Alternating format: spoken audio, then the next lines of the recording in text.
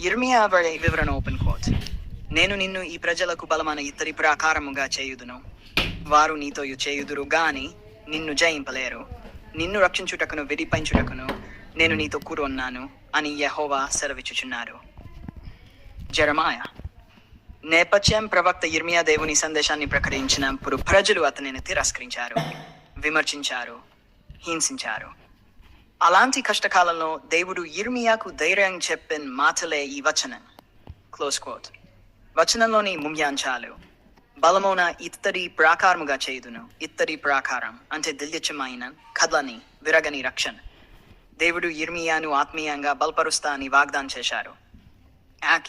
వారు నీ యుద్ధము చేయుదురు. దేవుని సేవలో ఉన్న వారికి వ్యతిరేకతలు, అపార్కాలు, శోధనలు రావచ్చు. దేవుడు కష్టాలు ఉండవని చెప్పలేదు. వారిలో నిలబడే బలాన్ని ఇస్తానని చెప్పారు. నిన్ను జయింపలేరు. శత్రువులు ప్రయత్నించిన దేవుని సంకల్పాన్ని అడ్డుకోలేరు. దేవుని రక్షణలో ఉన్న వారికి చివరికి విజయం ఉంటుంది. నేను నీతో కూడా ఉన్నాను. ఈ వాగ్దానంలో ప్రధానమైన విషయం దేవుని సన్నిధి. దేవుని ఉనికి యిర్మీయాకు గిరియన్, బలన్, రక్షణను ఇచ్చింది. ఆత్మీయపాం ఈ వచనం విశ్వాసులకు చెబుతున్న సందేశం ఏమిటంటే, దేవుని చిత్తాన్ని అనుసరించినప్పుడు ప్రతిబంధాలు రావచ్చు. దేవుడు తన సేవకులను బలపరుస్తాడు. శత్రువుల కంటే దేవుని శక్తి గొప్పది. దేవుడు తన పిల్లలను విడిచిపెట్టడు, వారితోనే ఉంటాడు.